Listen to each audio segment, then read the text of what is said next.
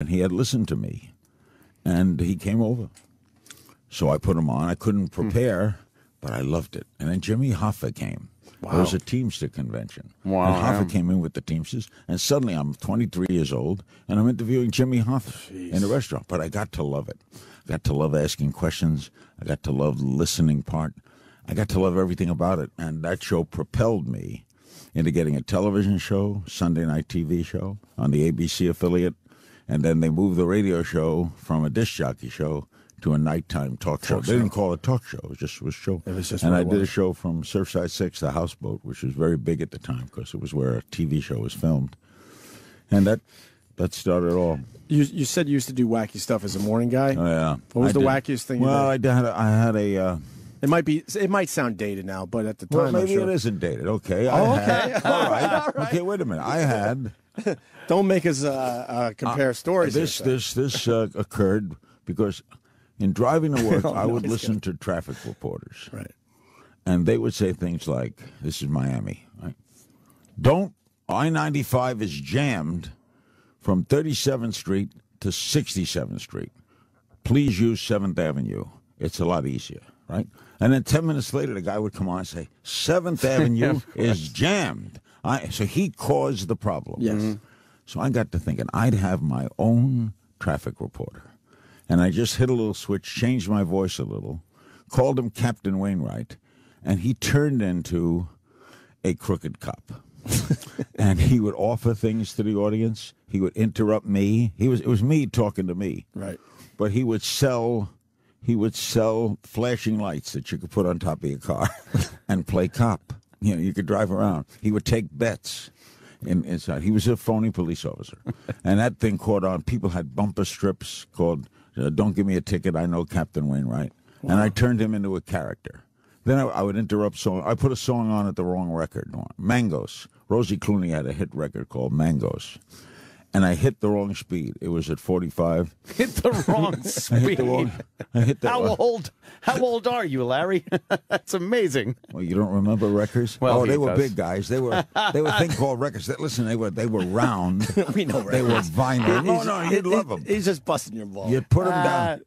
I know he is. I'm busting him. You put him down with a little needle. It was fascinating. You could scratch him. And we had a thing called. Sometimes you had to put a penny on the thing. You had a thing called queuing. Oh, you had to queue up your record. The record, right?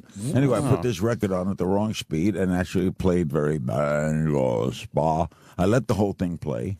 I came on and said that was a guy who lived in the Aleutian Islands, and he sent this song to Columbia Records, and they stole it, and they gave it to Rosie Clooney, and it's a sham. And people wrote to Columbia Records, and the head of the company called the station, who is this crazy guy making up this fella from the Aleutian Islands that's playing this record, that's singing this record. So I would do a lot of wacky things. He was a bad boy, Ant. The interview, I was you were a bad boy. A bad boy in those times. Right. Sure. Did you get fired at some point in your... The only time I got fired was when the station went all black. We had a station go all black, and they let everybody go. Couldn't get your funk on? No. But I got hired back again on a new station, bigger station. And, yeah.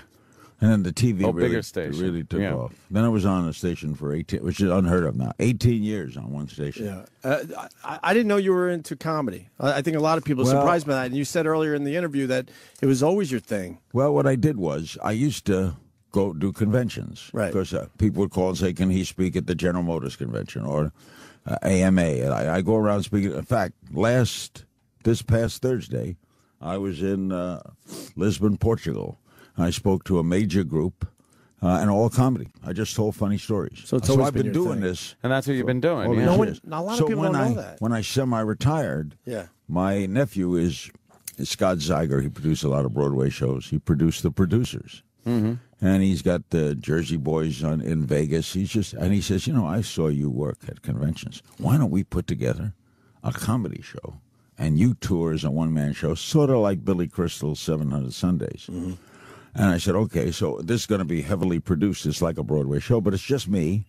I come on, but there'll be backdrops and tapes. And I walk through, so I said, well, where will I get booked? So listen to this. This is the truth. This coming Saturday, I'm at the Borgata in Atlantic City. That's a good That's gig. Sunday, nice. Wilbur Theater, Boston. Wow. The following Friday, I'm at the Hoosier Park Racing Casino. Saturday, June 4th, Biloxi, Mississippi. Friday, June 10th, Reno, Nevada, the Silver Legacy Hotel. June 11th, Nevada, Las Vegas, the Mirage. June 20th, Chandler, Arizona. I love this. The Wild Horse Pass Hotel and Casino. September 23rd, get this, boys, Reykjavik, Iceland. Iceland. September 25th, Stockholm, Sweden. The September 26th, Bergen, Norway. got September pages. 27th, they love me in Norway. Oh, I'm big in Oslo. Yeah, big in Well, Oslo. Downtown Oslo. Yeah. Downtown, not so much the Stavanger, suburbs. Norway. Copenhagen, Denmark. Munich, Germany. A Jew comes to Munich. Wow.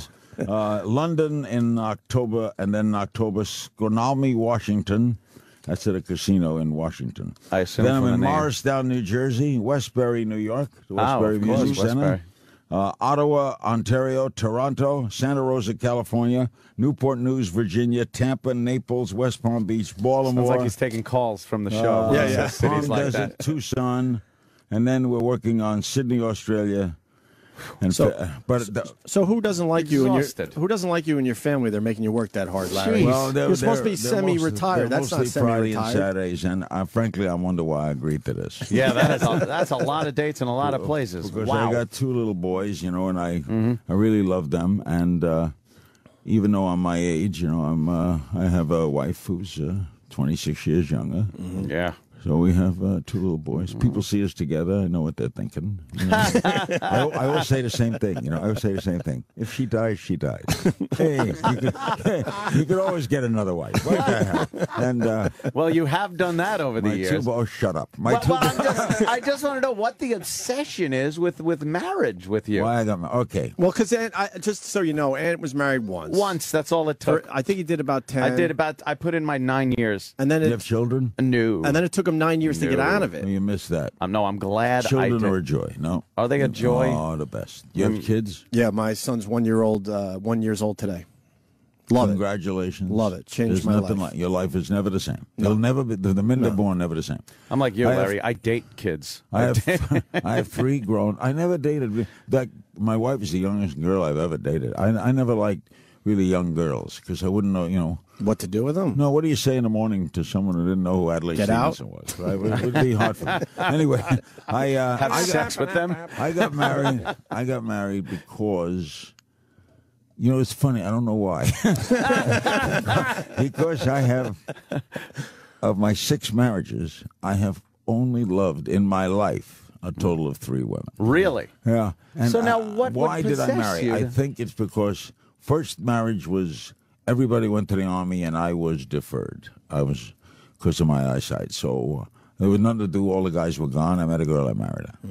And then I went down to my. And then I discovered what you like at 20 is not what you like at 30. Exactly, yeah. So I think when I see a marriage that's 56 years, they've been married 56 years, I got to figure they made a lot of compromises. And boy, oh boy, they had to put up with a lot of crap. And I couldn't stand the compromises. But why, Would you- why, is why that- not just date, though? I don't know why, and I never lived with anyone. I didn't even like staying overnight somewhere. I like going home. Is it a religious thing? Religious? I don't know. To be married 7 or 8 times, it's... I don't know. I still don't understand it. I look back. I don't have any of my ex-wives who dislike me. I have 2 children from a previous marriage. One of the marriages brought me 2 children. And I have 2 children from this marriage, and another child I adopted. I have all the kids are friendly. You're just one of those guys that blurt out, "Will you marry me?"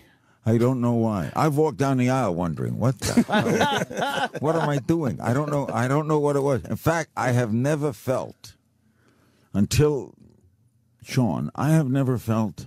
This is strange to say this. I have never felt married. I didn't cheat on my wife. I did not cheat, but I never felt married. Like a First of husband all, and wife, and that first whole of all, sanctity my work of marriage. always came first, which was a sign It's a bad sign. And your wives knew this, right? Yeah, I know that was some of the reasons why it ended. For example, if I got two calls at the same time, your wife called urgent, CNN called urgent. Yeah, CNN. You call CNN. Yeah, of course. Right? Of course. See, and that shouldn't be. I was in one of those relationships. I totally get it. And I stayed in way too long because the career with me and our careers were, doing great. So I just put all that on the back burner. The trouble is, when you get a little older, and you will get older, the other option is not very nice. Yeah, the alternative is you'll be sorry you missed some of the years you missed. Do you look back at some of the marriages and think, oh, man, what a waste of time that was? I could have done, that. Yeah. Oh, why didn't I?